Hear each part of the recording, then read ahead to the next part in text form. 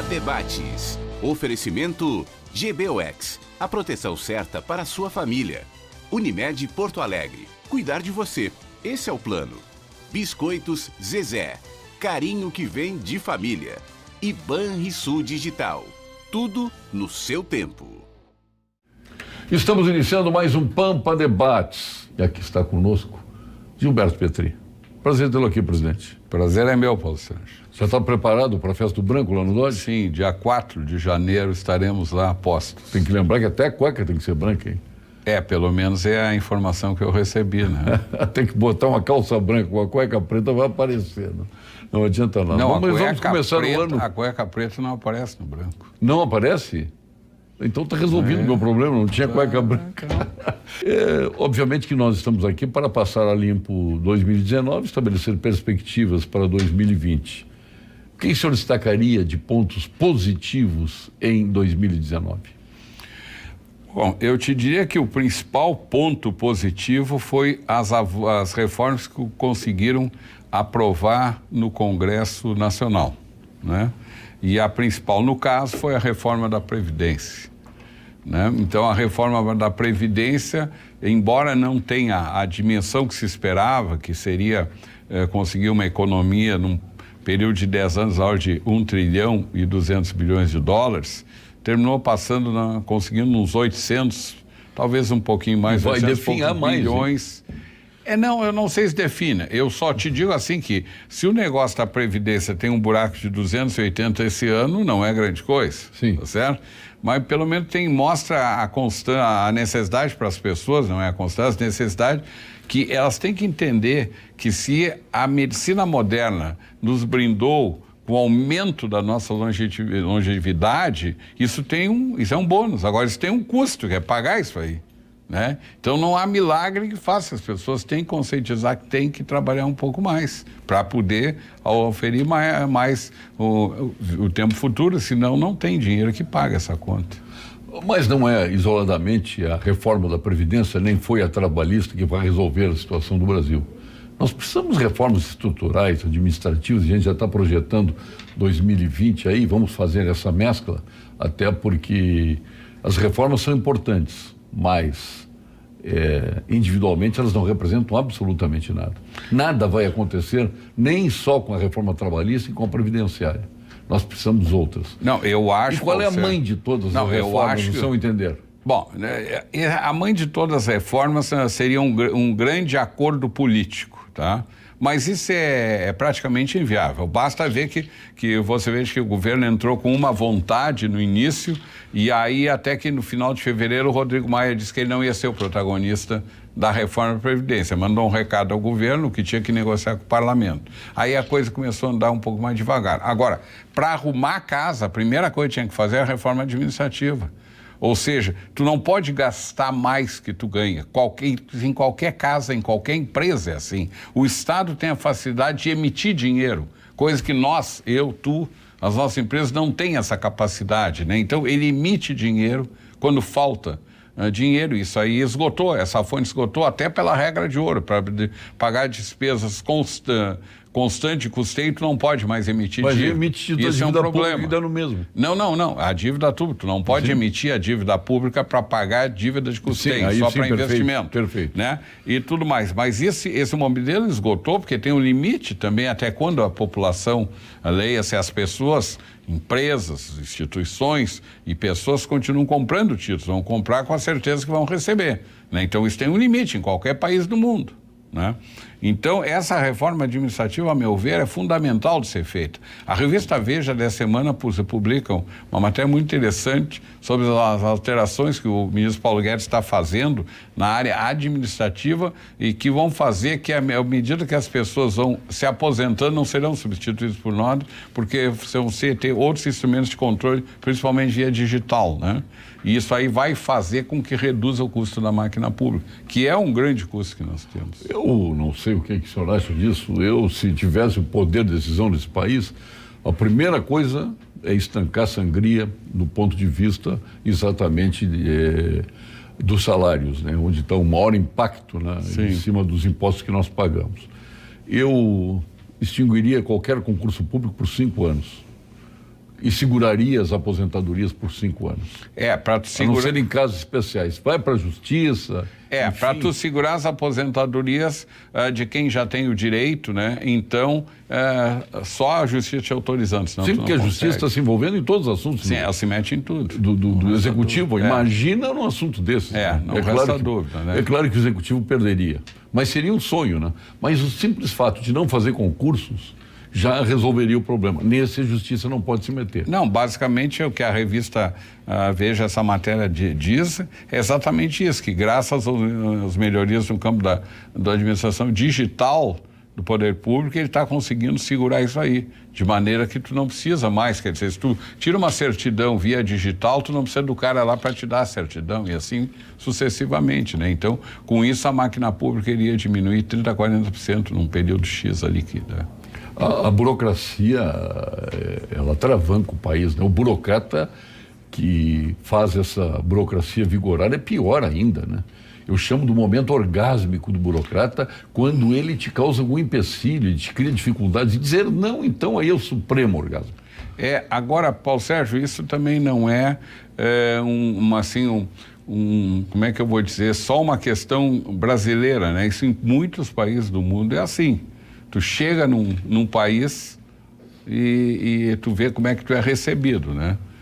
Tu chega na Alemanha, eu chego lá, apresento um passaporte que tem inúmeras viagens para lá, marcado e tudo mais, o cara pergunta para mim, o senhor veio aqui fazer o quê? Vim numa feira aqui. Qual é a feira tal? Quando é que o senhor volta? Dia tal, o senhor tem a passagem de volta? Dá vontade de dizer não. Um dia eu disse para um cara, o senhor não se preocupe que eu não pretendo ficar no seu país. Eu vou voltar para o meu, porque é tanta da pergunta, sabe? Com coisas que eu quisesse morar na Alemanha, por exemplo, né? Então, esse negócio da burocracia não é um privilégio que eu quis te dizer. Sim. Não é um privilégio nosso, né? Isso é meio generalizado no mundo. Não, mas tem um que é fantástico. Me pediram uma procuração no órgão público aí, eu fiz a procuração para mudar um contrato social e foi lá para a junta comercial. Me devolveram o processo porque tínhamos um problema na procuração. Qual era o problema? O carimbinho aquele do meu nome e tal, o selo estava colado atrás e tem que ser colado na frente. Não tinha nem espaço para colar o selo na frente. Aí é o seguinte, agora vamos fazer o seguinte, botamos lá um corpo 5, né? Aquele de receituário, né? Que é para não ler mesmo. Aí foi lá, só falta ele dimensionar o corpo de letra que tem que botar. Aí sobrou espaço para botar o carimbo. Aí o cara deu bronca porque o corpo de letra era muito pequeno. Não tem solução, Sim. São nas mínimas coisas. Isso que está circulando aí, nós fizemos ontem um encontro lá no Ministério Público, no Ministério Público de Contas, sobre turismo.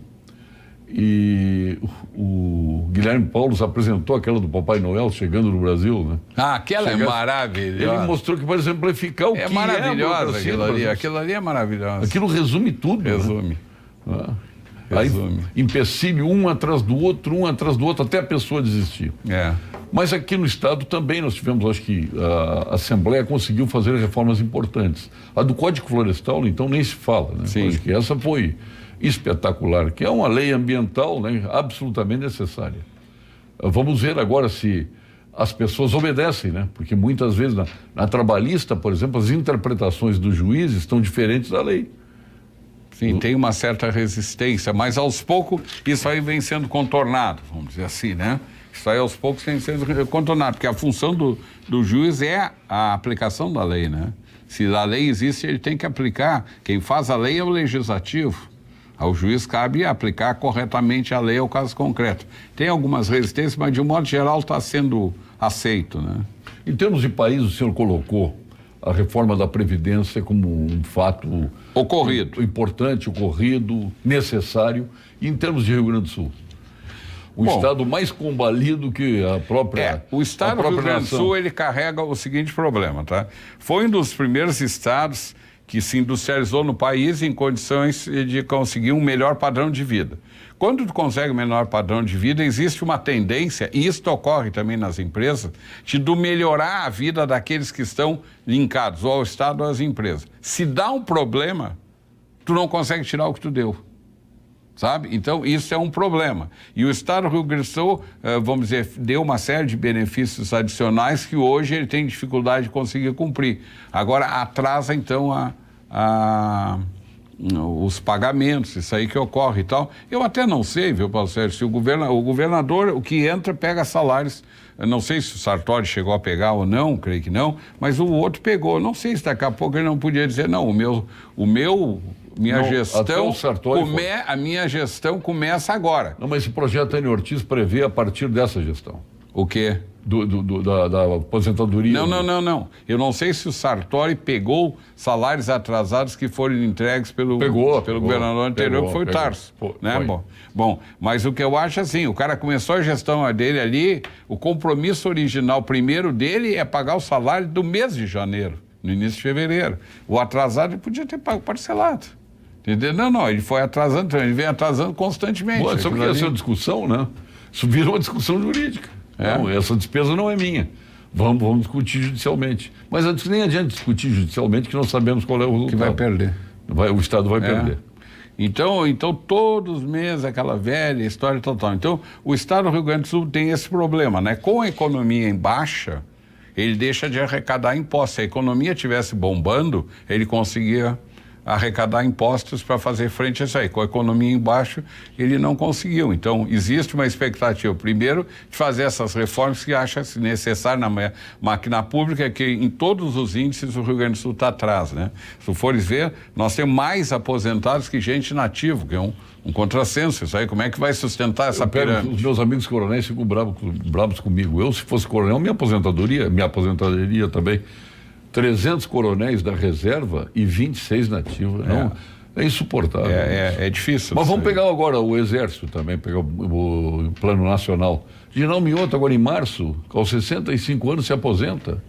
Um homem com uma plenitude da forma física, da capacidade mental, de tudo mais, com uma bagagem de conhecimentos fantástica, né? Poderia trabalhar até os 75 anos, Paulo Sérgio, tranquilamente, dos mais gostaria de ficar. É dos mais longevos. Tem outros que se aposentam antes. Não, sim, porque ele é general de exército, por isso que ele fica mais. Por isso que ele fica mais. Tem general de brigada se aposentando com 60, coronel se aposentando com 52, 53. Isso é um absurdo, é insuportável. Que existe um negócio que é meio complicado nas Forças Armadas, que é o que o tempo de escola conta. Tempo de academia, o tempo teu na academia de estudante, que tu tirou, eu tirei a administração, economia, não contava. Eu sou engenheiro desempregado. Muito bem, mas o teu tempo esse não contou. Quando tu estudava na universidade, agora o tempo que o cara estuda na academia conta. Aqui para a brigada é a mesma coisa. É a mesma coisa. Então, isso aí, a meu ver, é um certo paradoxo, isso aqui, né, que não poderia haver.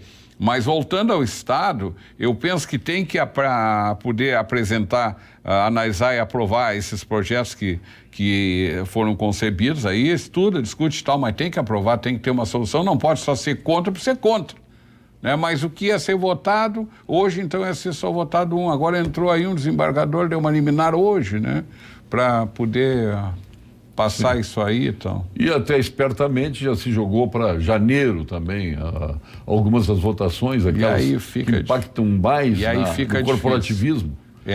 Mas também existe uma certa malandragem. Então vou jogar para janeiro, está todo mundo em férias, não vai ter manifestação. Né? Então tudo é jogadinha, né? É uma coisa impressionante, lamentável que isso aconteça, mas faz parte do nosso Brasil varonil aí. Então, vamos voltar ao Rio Grande do Sul. O que o senhor entendeu de mais importante que tem acontecido no nosso Estado? Bom, eu acho que as tentativas de acertar o Estado, autorização para vender empresas que são consideradas desnecessárias ou que não somam ao Estado, né, sem necessidade de plebiscito, e o próprio Código Ambiental que foi aprovado, né? É o que eu me lembro, assim. Sim. Agora, do ponto de vista da indústria, os dois patamares, o nacional e o estadual, não estão muito diferentes. A indústria brasileira está andando mais ou menos numa questão parelha. Eu costumo dizer um negócio em palestras, até que eu faço aí em associações, tudo, que a crise pega as empresas de um modo diferente. Por exemplo, com crise ou sem crise, tu tem que ir ao banheiro todos os dias, tá certo? Então tu vai usar papel higiênico, tu vai escovar os dentes todos os dias, tu tem que usar isso aí, vai tomar banho, vai usar sabonete e tal. Tu tem que comer todos os dias. Por outro lado, não é por tu enriquecer que tu vai mudar o teu padrão alimentar. Ele não muda radicalmente. Tu tem padrões que tu mantém durante a tua existência. E coisas desse tipo. Agora, trocar o móvel da sala, trocar o carro, isso tu pensa. Então, as empresas foram atingidas de maneira distinta, né? E quando a economia bomba, aí essas de trocar móveis, né? Coisas desse tipo, vendem mais e o cara da comida e do papel higiênico, rapaz, vai vender igual. Por quê? Porque tu não vai gastar mais nisso, porque tu vai gastar em outras coisas, tá? Então, a economia... Se o senhor tivesse começar a sua vida de novo, o senhor mudaria o ramo de atuação? Olha, tu faz... O senhor seria um industrial diferente? Eu te digo assim que sempre o empresário, tá, acha que o setor dele é ruim e que o bom é o do outro. Tá? Eu não sei se eu mudaria ou não. Eu não sinto assim, não vou reclamar do que eu consegui, tá? E também não sei te dizer como é que eu me daria no outro setor. Eu poderia achar que me daria bem no outro setor e terminar não me dando, né? Então eu não saberia te dizer isso aí, né? Tem um amigo nosso que faleceu recentemente, que eu convivi tanto com ele, que ele me dizia: Paulo Sérgio, se quer ganhar dinheiro nesse país, produz alimento, planta, compra terra, planta, sim, produz alimentos, o mundo tem fome. Aí fui acreditando naquilo, de repente ele vendeu todas as fazendas, vendeu a indústria de alimentos dele. Sim. E aí eu cheguei à conclusão que o negócio dele não era alimento, o negócio dele é dinheiro. O grande produto dele é o dinheiro. É verdade. Agora o alimento... Mas custei entender isso. Agora nós temos que ver assim que, por exemplo, na Copa de 70 eram 90 milhões em ações, hoje são 210 milhões. E 120 milhões de pessoas que entraram no mercado nesse período todo, consomem, compram casa, sapato, roupa e tudo mais, entendeu? Então o alimento é uma necessidade mundial, né? E realmente quem está produzindo alimento está bem. O que salvou a Argentina de uma piora, além do que ela está, foi a produção de alimentos dela, que aumentou muito, senão estaria muito bom. Mas depois das nossas mensagens nós vamos tratar da China. Começou a falar em produzir alimentos. Eu me lembro daqueles 1 bilhão e 500 milhões de chineses que estão lá precisando se alimentar, e hoje a China é a segunda economia do mundo, rumando para ser a primeira e nossa primeira parceira comercial. Para mudar um hábito, ouça este recado da Unimed. Mudar um hábito é vencer desafios todos os dias. Eu desafio você a colocar mais cor no seu prato. A fazer amigos no modo offline. A respeitar o planeta, nos mínimos detalhes. A fazer da gentileza uma prioridade. E mesmo quando parecer impossível, ser mais forte que o sofá. Acesse mudeumhabito.com.br e escolha um desafio para você e compartilhe. Cuidar de você. Esse é o plano Unimed.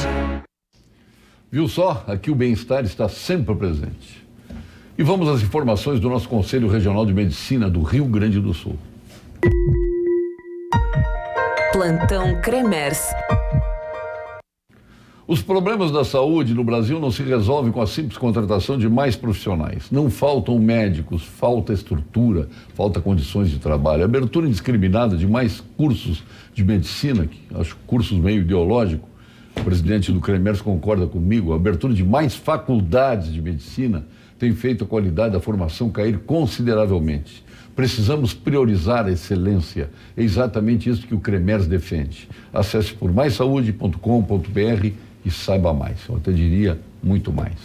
Banco com presença digital é fundamental. A tecnologia deixou de ser escolha. Não tem como viver sem. Mas na Unicred, as pessoas continuam sendo fundamentais, pois uma instituição financeira cooperativa é basicamente isto, a confiança nos relacionamentos. A Unicred chama isso de prosperidade sem perdedores, mas você pode chamar de respeito pela sua inteligência. Se isso faz algum sentido para você, obviamente você deve ser um cooperado Unicred.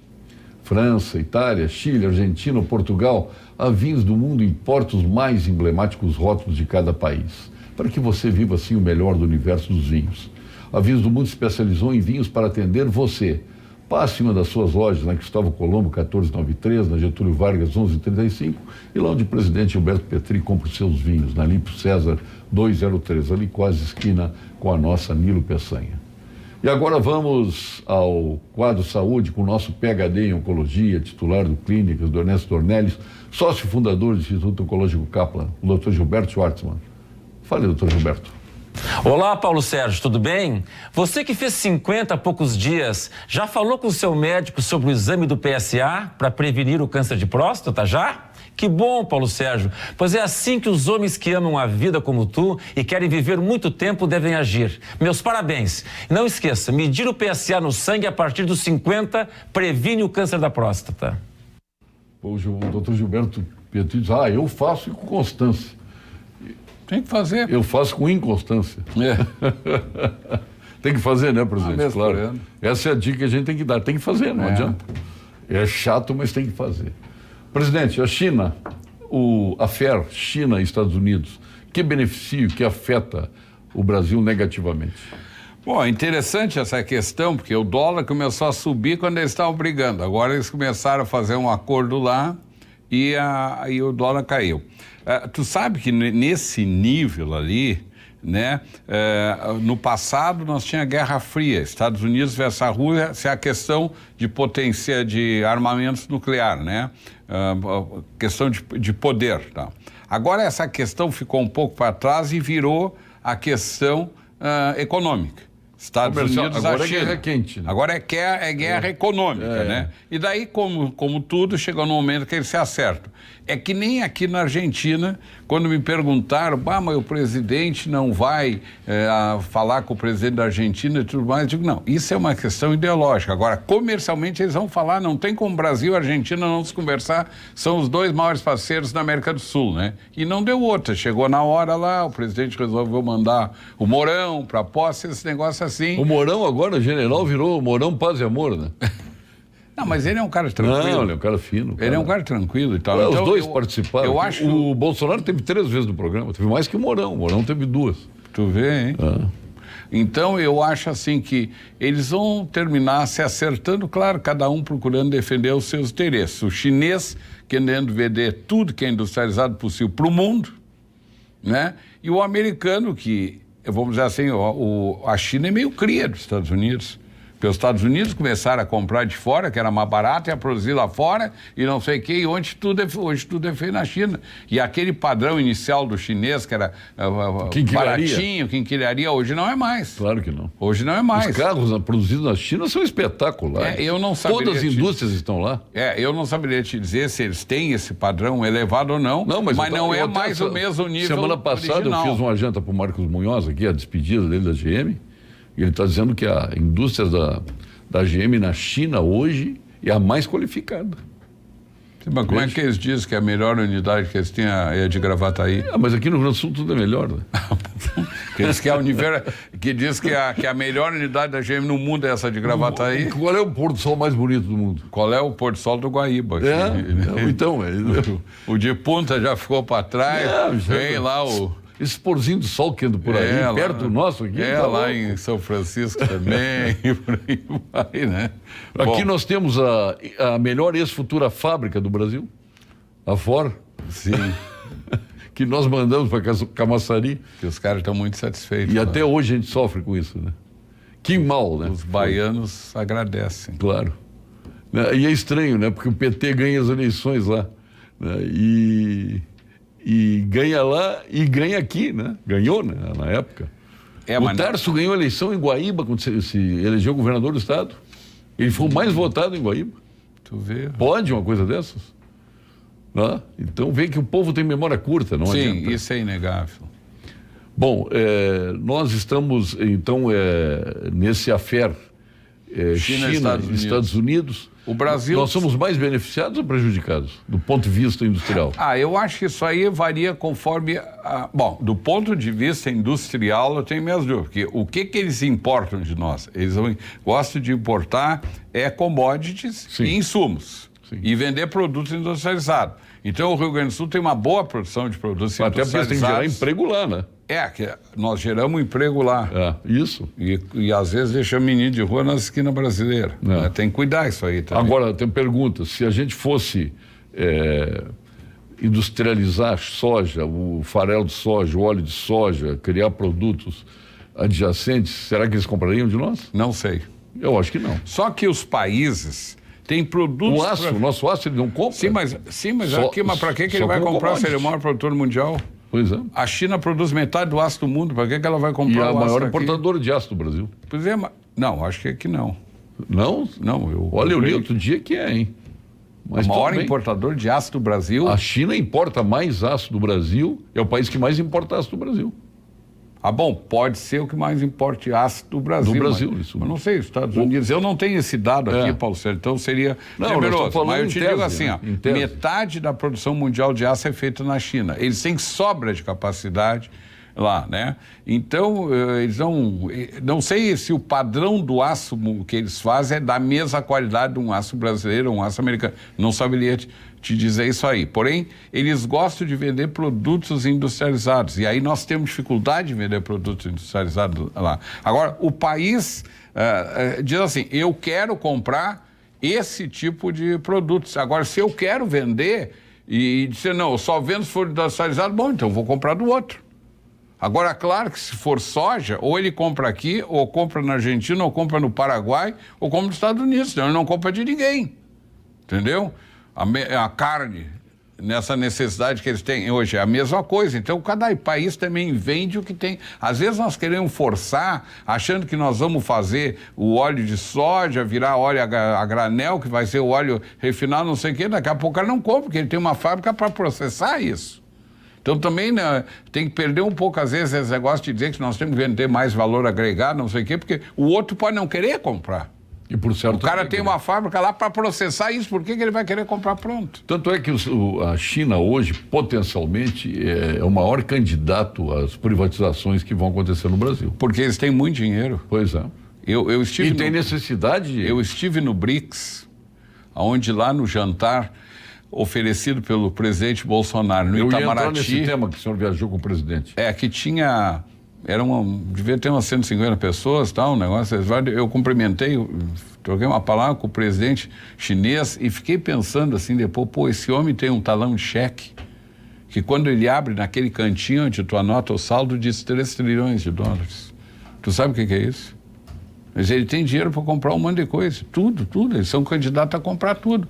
Mas quem é que fez eles ter esse saldo? Foram os países que compraram gerando superávit para ele. Superávit cambial, né? Aí os outros começaram, os países do primeiro... A maior reserva cambial em dólar é da China. Quem mais tem títulos americanos é a China. A China, né? Então, os países começaram a dizer que isso aí é coisa de país pequeno, que não sei quem, então só queremos nos dedicar a grandes transações bancárias, a grande tecnologia, então aí, eles foram fazer. Hoje, tem aquela briga da chinesa Huawei, aquela pelo 5G. Exatamente. E por aí vai. Então, hoje eles chegaram num outro patamar. E isso foi num período aí de 20, 25 anos. É rapidíssimo o crescimento dele. Está prendendo diretores da Huawei pelo mundo. Perderam a herdeira da mulher. O Canadá perdeu. Pô. O que é lamentável, né? Imagina, tu desembarca num país... Um país assim, liberal como num país liberal que nem o Canadá e daqui a pouco tu recebe uma ordem de prisão. Né? Pô. É triste. Mas, presidente, obviamente que tanto se falou no setor agropecuário, que safou a economia brasileira, e isso é verdade, mas linkado ao agro, nós temos a indústria de maquinário. A indústria de insumos. Fertilizantes, insumos. Então a gente não pode esquecer disso. Não pode esquecer disso. E a indústria está inserida fortemente dentro do agro. Eu acho o trabalho da agricultura brasileira excepcional. Tá? Sair dos níveis... Graças à tecnologia. Sair dos níveis que nós saímos, de produção de grãos, da faixa de 50, 60 milhões de toneladas para 240, num curto espaço de tempo, é monumental. Agora, não pode se esquecer, tu lembra bem, o que a mecanização, o que a genética isso propiciou. Isso é atividade basicamente industrial. A transgenia? Né? A transgenia. O que é transgenia? A semente da Monsanto. É um processo industrial. Não resta dúvida. Um processo de pesquisa tecnológico. Muito grande.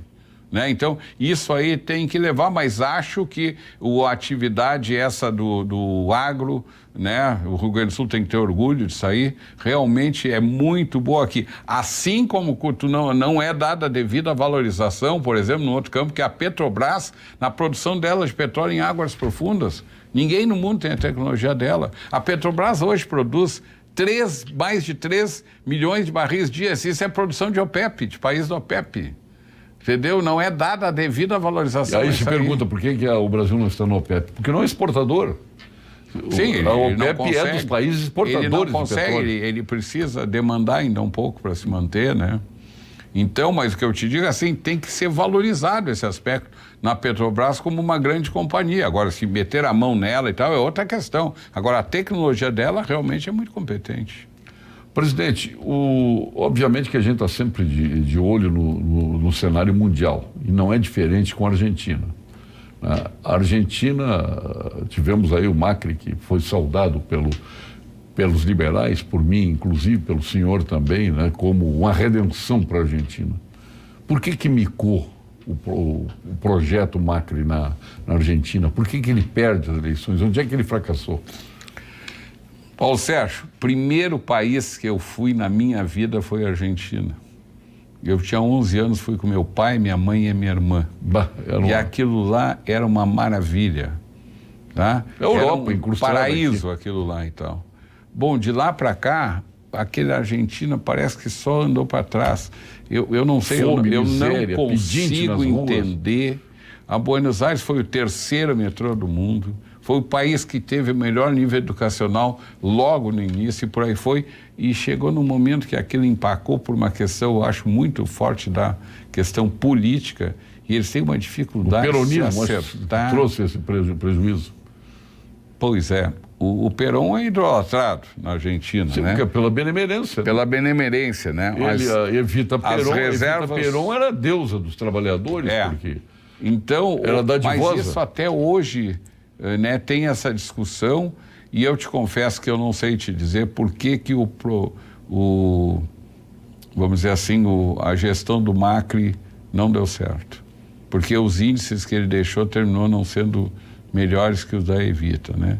Da Cristina? Da Cristina, né? Porque teve a Evita, a Isabelita e a Cristina. E nem o Fernandes, esse vai deixar, o Roberto Fernandes. Não sei te dizer. Porque ele já começou taxando. Ele mal assumiu, né? Já começou taxando, né? Sim, mas ele taxou porque ele tem que segurar as reservas dele, né? Mas... Porque as contas dele estão meio ruins. Sim, mas de alguma forma ele vai pagar por isso, né? A Argentina vai pagar por isso. Sim, mas vamos dizer assim, ele mandou aumentar, por exemplo, botou uma sobretaxa de 30% nos gastos do exterior. Sim. Porque... argentino com dinheiro no bolso gasta para burro, tu sabe disso, Sim. né? Então ele tem que ver porque ele não pode perder as reservas dele, ele já tem pouquinho, tem 40 bilhões de dólares mais ou menos e uma dívida imensa. É uma sequência de administrações frustradas. Até uma outra que eu tive uma grande esperança foi do Alfonsín, né? Eu achei que o Alfonsín fosse recuperar a Argentina, nada, não aconteceu nada, que ele tinha aquele aspecto de seriedade dele, enfim. Então o senhor... Talvez devesse ter mandado o nosso Alfonsín daqui para... O Ricardo Alfonsín, né? Daí. O nosso presidente Iajur. E no Uruguai, que agora parece que as coisas nunca se alinham, as estrelas não se alinham, né? Aliás, as estrelas até se alinharam, né? Pensando a notícia na interessante que eu li numa nota sobre a vitória do cara no Uruguai, diz que a margem da vitória dele foi apertada, o que significa que quase a metade da população não queria ele. Só que tem a outra lá, mas mais da metade quis ele. Tu vê como é que tem um componente ideológico muito grande nessa notícia. Mas também tá essa notícia também, a gente quando compara os dois, né? Se compara os brancos e nulos, é como no Brasil. Se comparar os brancos e nulos, no segundo turno, o Bolsonaro não teve mais de 50% dos votos. Sim, mas o Bolsonaro, essa é uma boa questão que tu levanta. O Bolsonaro ganhou a eleição no primeiro turno. Quando ele abriu 17% de margem do segundo colocado, ali ele ganhou a eleição. Essa distância que ele abriu é monumental. Aí depois diminuiu, mas aí começou todo mundo se somar para ver o que dava. Mas ele ganhou no primeiro turno ali. Né? E o senhor guarda esperança no governo Bolsonaro? Acha que... Eu espero que sim. Se eu não acreditar nele, nós estamos mal, né? Sim. Eu achei que ele fosse mais duro, sinceramente. Não, mas eu achei que ele amoleceu aquele coraçãozinho dele. Não, Paulo Sérgio, tu tá muito duro. Não, mas eu sou favorável à pena de morte, eu sou favorável ao aborto. Mas eu não estou discutindo. E ele era também. Não, mas eu não ele teve aqui onde eu estou sentado. Eu estava sentado aqui, ele estava sentado aqui, eu sentado aí. Ele colocou essas coisas. Sim. Ele colocou essas coisas. Ele era candidato. Era candidato. Muito bem. Aí ele assumiu. 2015, 16, muito bem. 17. Aí ele assumiu. Isso que tu está dizendo, o cara faz na China. Aqui não, porque tem o parlamento. E se tu quiser governar com o parlamento, tem que respeitar o parlamento. E tem as igrejas também, né? E aí a coisa anda devagar. Né? Aí ele não acendeu velas para político, mas acendeu velas para outras instituições. Que é um direito dele, eu acho que ganhou as eleições. O discurso de candidato é um. Aí quando o cara vai para lá e vê que tem que passar no parlamento, quando o Rodrigo Maia diz que ele não vai ser o protagonista dessa reforma, ele deu sinal que se tu quiser governar tem que saber tratar o parlamento. Como existem os 3 poderes definidos, tu tem que conviver com os 3. Agora, ninguém pode dizer que se surpreendeu com o Bolsonaro.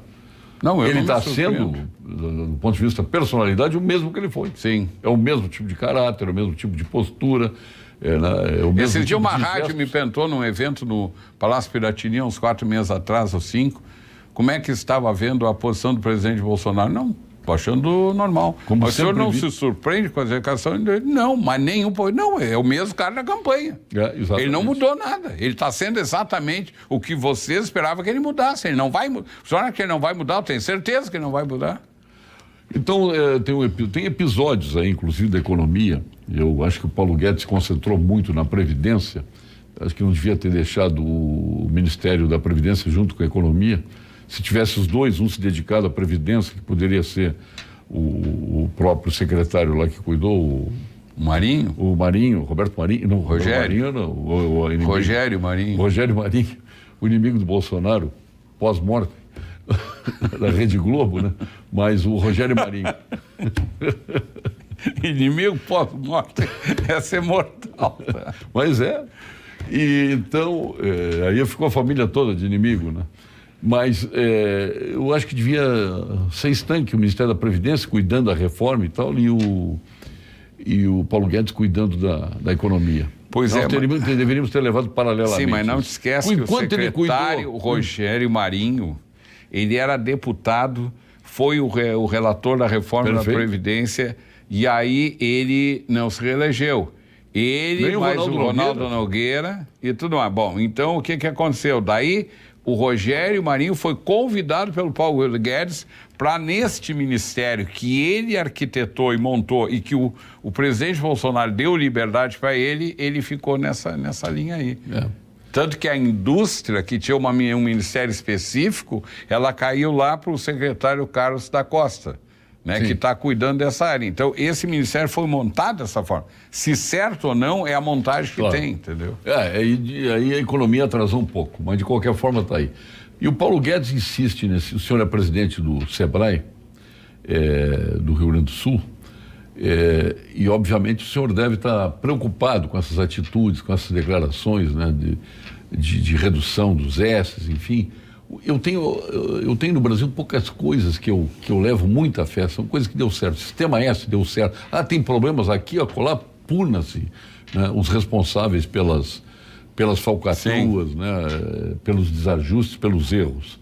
Né. O serviço militar, que pouca gente lembra, que o Fernando Henrique Cardoso incorporou os soldados no meio da incorporação, saíram chorando dos quartéis. Eu tive aqui um coronel que chorou aqui no programa, disse que foi o dia mais triste da vida dele na caserna, foi quando os soldados saíram, porque não tinha dinheiro para comida, que era um absurdo, né?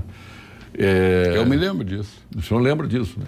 Agora, mexer no Sistema S, o Sistema S deu certo, o Sistema S é fundamental, o Sistema S é absolutamente necessário. Eu não vejo ninguém se queixar do Sistema S, a não ser o Paulo Guedes. Eu te digo o seguinte, tá?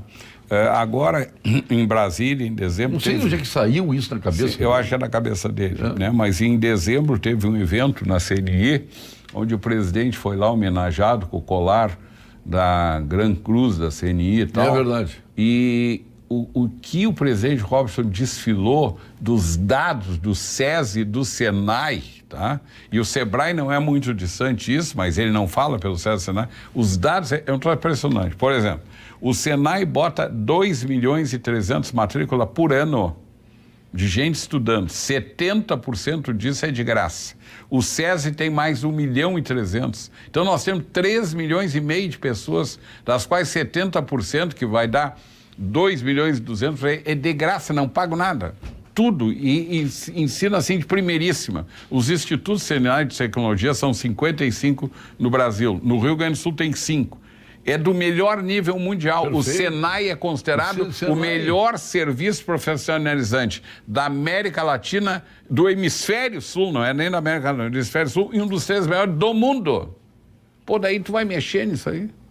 Não pode, não pode, eu não consigo imaginar que homem com a capacidade. Mas eu acho que está amainado isso aí. Tá? Nós até assinamos 2 acordos, um com o Ministério da Cidadania, né, para treinar em 4 anos 800.000 neném. Tu sabe o que é o neném? Neném é os jovens, né, 18, 25, que nem trabalham nem estudam, ou seja, o cara que não quer nada com nada. Nós vamos treinar esses caras para fazer eles entrarem e terem uma atividade produtiva, né, estarem aptos ao mercado de trabalho. E assinamos depois vamos parar mais... com Nana Neném e vamos fazer a corda Neném. Vamos fazer a corda Neném. E depois nós vamos treinar mais com outro programa no Ministério da Produtividade, 1.300.000 pessoas, fazendo os caras na área profissionalizante, dando inclusive muita importância para essa gente do Bolsa Família, que tu também tem que fazer, aprender e tal, produzir, para estarem aptos ao mercado de trabalho, para o cara conseguir um emprego. O Bolsa Família, pô, já o Getúlio Vargas, né? Não, Bolsa Família, aí tu tem o 13º do Bolsa Família. Não, aí foi o Bolsonaro que deu. Foi o Bolsonaro que deu. Mas o Getúlio Vargas dizia, só tem um fator que aumenta a dignidade do ser humano, é o trabalho. Não resta dúvida. Não pode dar esmolas. É a história do Kennedy, né? Ensina a pescar e não dá o peixe. Nós estamos dando peixe para as pessoas e continua. Essas coisas que o Bolsonaro mudou. Né? Ele era contra o Bolsa Família. Agora não só ficou a favor, como deu o 13º. Né? 13º para o Bolsa Família é complicado. Tá? E aí quem paga essa conta? Toda a sociedade. Que não tem mais dinheiro para pagar, não tem ninguém mais suporta impostos. Não, o país tem déficit fiscal, não é déficit primário, não é dizer assim que tem um déficit total por causa dos juros, não, ele tem déficit antes do juro. Antes de pagar o juro de quem emprestou o dinheiro, tá? Ele já tem déficit fiscal, esse ano vai ser uns 90 bilhões, estava previsto 139, agora estamos falando de 89, então, mas, pô... É a família que gasta mais e tem que ir no cheque especial, né? Daí ela culpa o problema dela porque o juro do banco é alto. Pô, mas ela foi lá, se ela não tomar o dinheiro no cheque especial porque gastou demais, não vai ter esse problema. Sim. Não. Só que a família não pode, por decreto, baixar os juros. Não. E o governo pode. Por decreto ele não baixa juros. Quem? Ele não baixa. Por decreto não. Não, tu quer dizer que ele diminuiu a Selic, a taxa Prime, tá certo. Tá. Claro. Aí não é jogada? É sim. O Copom tem independência até por ali. Sim. Tá, E ele não pode baixar demais também, senão daqui a pouco não tem quem aplique dinheiro. Dizer assim, aplique não. O aplicador é aquele cara que fornece o funding, né? Os fundos para o banco emprestar para outro que precisa. Tu entendeu? A jogada funciona assim, é vendido mal a ideia. Quer dizer, tu não tem dinheiro para fazer um empreendimento, né? Daí eu pego e te empresto para tu fazer o empreendimento para gerar alguma coisa. É óbvio que tu vai me pagar uma remuneração por isso aí. Aí parece que é entendido que o cara está explorando, não sei o quê. Não pode isso. Tem muito desse perfil da Igreja Católica no passado, a história da usura, mas não é bem assim, né? Tu só vai emprestar, se um amigo teu te emprestar dinheiro, tu vai emprestar para ele esperando que ele te pague. Retorno não é dar de graça, né? Presidente, nós vamos agora para o ponto final, um pouquinho mais de espaço no ponto final. Eu quero entrar na questão das privatizações. Eu, de antemão, já digo, eu quero privatizar a saúde, quero privatizar a educação. Nem se fala no resto. O governo está tão oprimido, né? Essa que é a grande verdade, por tentar cuidar de tudo e não cuida de nada. Né? E o governo fica nas mãos das corporações. Sim. Não resta dúvida. Então vamos reduzir o número de corporações privatizando tudo. É mais fácil para o governo pagar um voucher de escola privada e boas escolas, né, para uma criança carente, olha... É que, Paulo Sérgio, olha o negócio, eu costumo usar muito essa metáfora, né? Se vem da ideia assim, a CE é do povo gaúcho, estamos vendendo o povo gaúcho. Mentira. O povo gaúcho não. O que tu espera da CE? Tu que é o consumidor. Tu espera chegar em casa, apertar o interruptor e vir a luz. Agora tu aperta o interruptor, não vem a luz, tu diz assim, bom, não tem luz, mas não faz mal. A CE é do povo rio-grandense. Tu abre a torneira e não vem água. Daí, bom, não faz mal, mas a Corsã é do povo rio-grandense. O usuário... Do povo porto-alegrense. O usuário quer o serviço, porque ele sabe que ele nunca vai ser dono de nada. Não tem como, é que nem título patrimonial de clube. Tu nunca vai ser dono do clube. Tu paga aquilo, que é uma convenção que tem, tu pega a Sojipa, tem títulos patrimoniais, o Grêmio tem algum tipo de título, o Internacional também, o Leopoldino Juvenil é joia. O cara pagou, se associou, paga a mensalidade, mas pode já usar. Patrimonial.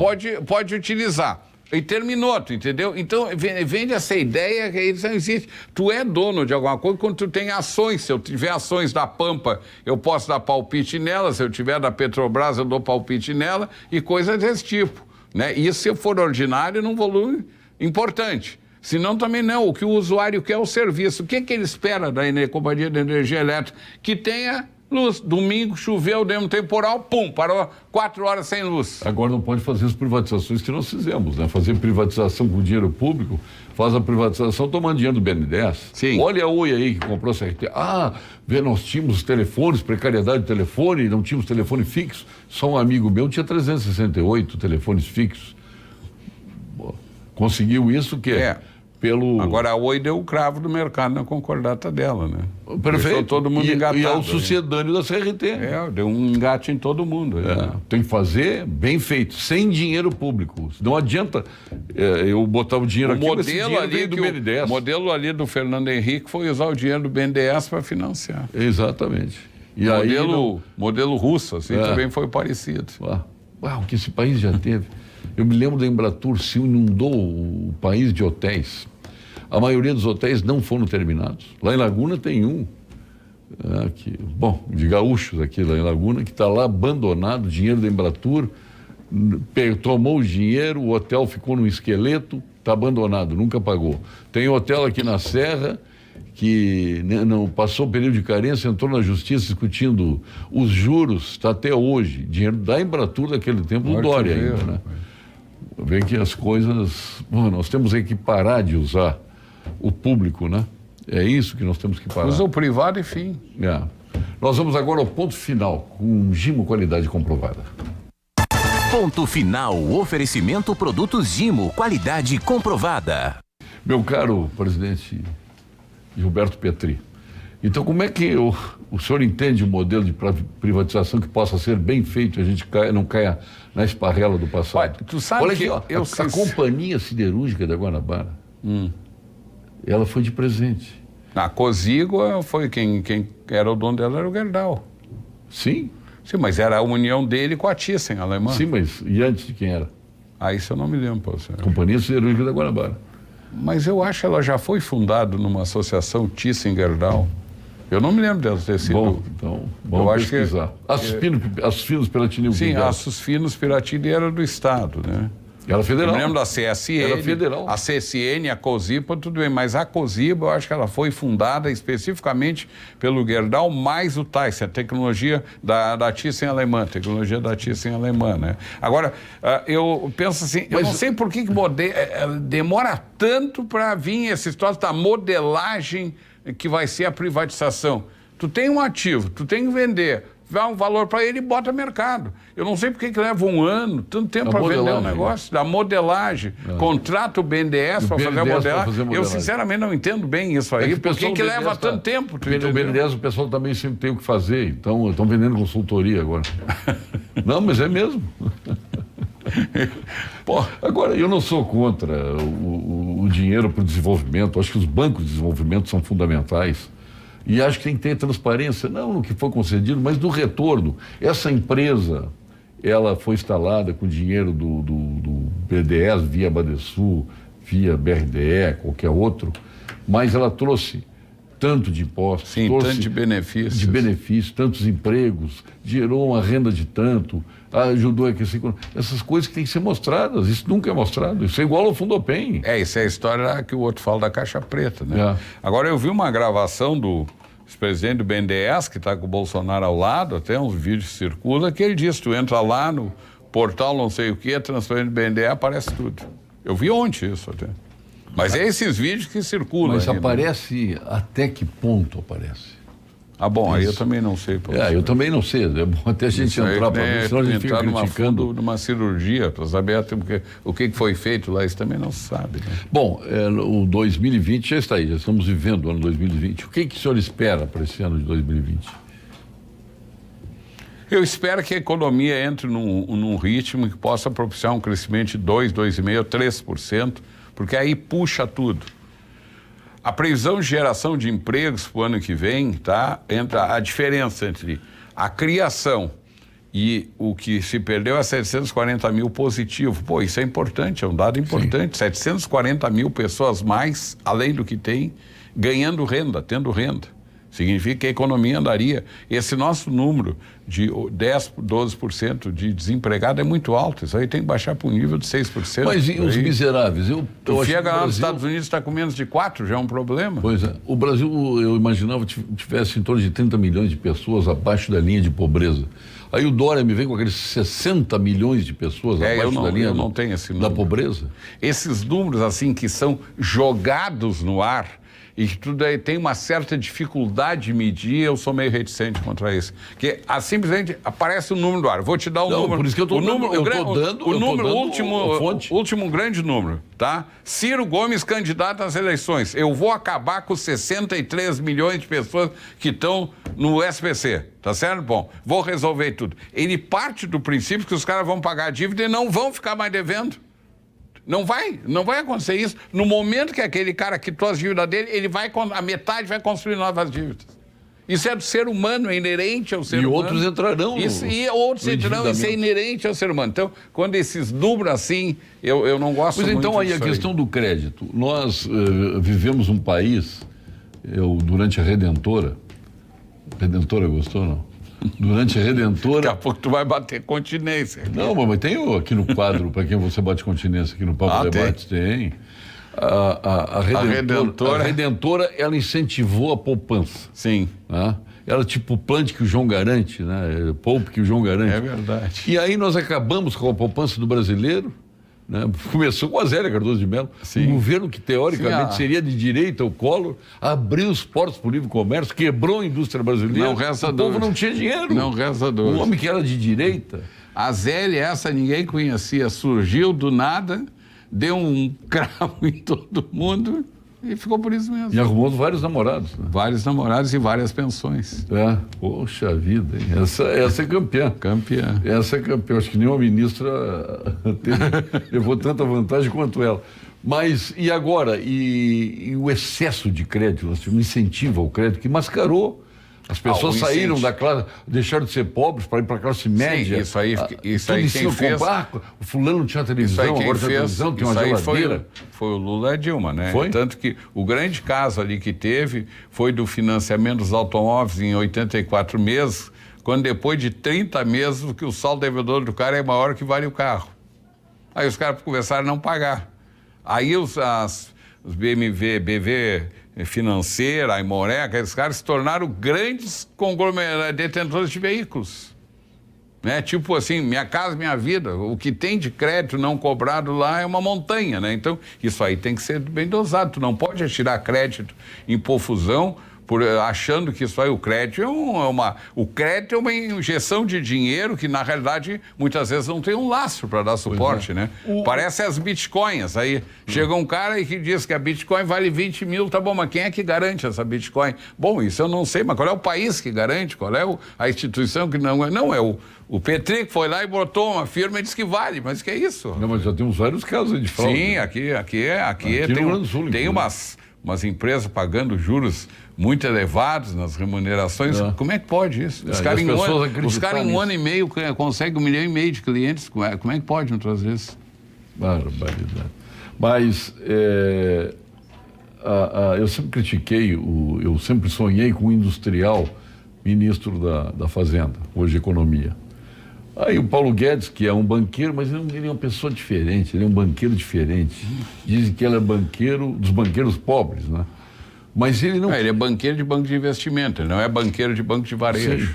Pois é, aí ele não é uma pessoa que trabalhou do rentismo, né? Eu acho que ele até certo ponto é contra o rentismo. Talvez seja. Ele foi um cara de... Eles têm esses produtos estruturados, tal. É diferente daquele banco tradicional que até tá migrando. Itaú, Bradesco, Banrisul, Caixa, isso aí, Banco do Brasil está não é mirando, como é? Tá mudando, tá virando outro tipo de banco, né? E hoje tem esses outros bancos que atuam nesses produtos estruturados, essas coisas. Mirando num outro segmento. Mirando num outro segmento, né? Eles estão com essas estruturações de plataforma disso, plataforma daquilo, que também a gente não entende bem o que é essas plataformas aí, né? Então... Presidente, está aí as nossas câmeras, nossos microfones, o senhor fala aí para as nossas 106 retransmissoras e 4 geradoras espalhadas por esse Rio Grande de Deus. Que bom, hein? Que bom. E agora, nesse verão, teremos encontros na praia. Teremos encontros Pode ir de bermudinha, naquele programa maravilhoso ali de manhã, sábado de manhã, tu vai lá de bermuda, com o Marum lá, hein? Com o Marum, com o Alceu baixando. Neymânica. Dodge Sirena. Romildo Bolzano. Olha, é uma maravilha aquilo lá. Tá? Então, as câmeras estão aí para o senhor falar para o gaúcho. Tá, eu agradeço aqui a oportunidade de ter vindo aqui, sempre uma satisfação. O Paulo, além de tudo, ele é meu amigo, né? Então ele também sempre me facilita as coisas. Eu não sou amigo, eu sou fã dele. Tá, você me facilita as coisas, mas eu fico muito feliz de estar aqui e só posso desejar a todos que o ano de 2020 seja um ano vindouro, bom e que seja próspero e que finalmente nós saiamos dessa crise de 5 anos que nós estamos. Obrigado a todos. Mas antes até de nos despedirmos, né, obviamente eu tenho que lhe colocar uma questão em termos de indústria. Né, para onde nós vamos com a indústria gaúcha? Nós vamos para frente. A indústria do agronegócio vai muito bem. Transformamos, não me toque, na capital mundial da agricultura de precisão, né? Porque hoje a indústria gaúcha tanto a Jean quanto a indústria gaúcha é a segunda mais diversificada do país, só São Paulo está na nossa frente, tá? A indústria gaúcha, ela é muito diversificada, ela atua muito bem, nós temos grandes líderes aqui de segmentos nacionais, né? E o Rio Grande do Sul, com todos os seus problemas, é um belíssimo estado para se viver. Eu gosto muito de viver no Rio Grande do Sul, tá? E espero poder fazer com que ajudar esse estado a andar para frente. Perfeito. Presidente Gilberto Petri, muito obrigado pela sua presença. Que agradeço. Seus colegas presidentes já passaram por aqui, né? Estava faltando o meu querido e nobre amigo, nosso companheiro de tantas jornadas, mas principalmente companheiro de relacionamento. É verdade. Tantos e tantos amigos em comum, anos, convivemos na mesma praia. Eu tenho a honra de ter conquistado lá um pequeno latifúndio. Sim. Comprando do Petri o terreno. Isso então não insistiu. E eu segurei 3 anos. Hein? Segurei 3 anos para 3 anos para me vender. Esse terreno tem que ser teu. Depois me fez um longo prazo. Lá. No fim, eu saldei na metade, né? Isso. Na época, o meu presidente lá era o Renato Ribeiro. Chegou, Renato, compra esse terreno pro Paulo Sérgio. Imagina, Renato. Não, mas deu tudo certo aí. E hoje tu tem uma bela casa. É verdade. É verdade. Nós somos atípicos, né? Porque nós vivemos fora de condomínio. Sim. E eu não saio de onde estou. Não, e estamos bem lá. Mas nós gostamos de lá. Eu gosto de chegar, botar o carro lá e chinelinho ao pé descalço e ir para a praia tranquilo. Né? Pegar carro é uma coisa não precisamos terrível. de carro para ir para a praia.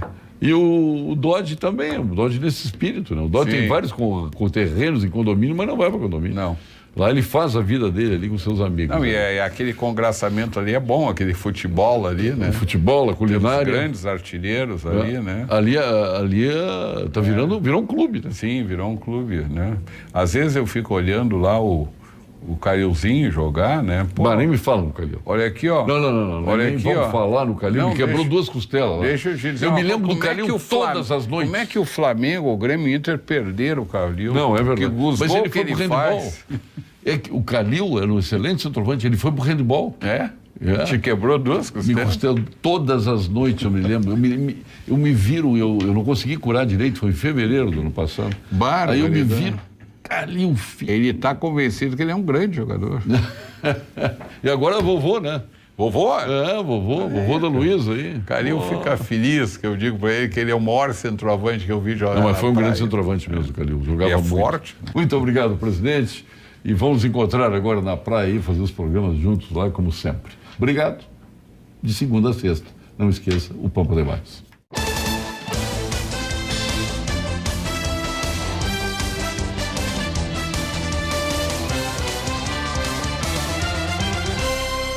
Pampa Debates. Oferecimento GBOX. A proteção certa para a sua família. Unimed Porto Alegre. Cuidar de você. Esse é o plano. Biscoitos Zezé. Carinho que vem de família. E Banrisul Digital. Tudo no seu tempo.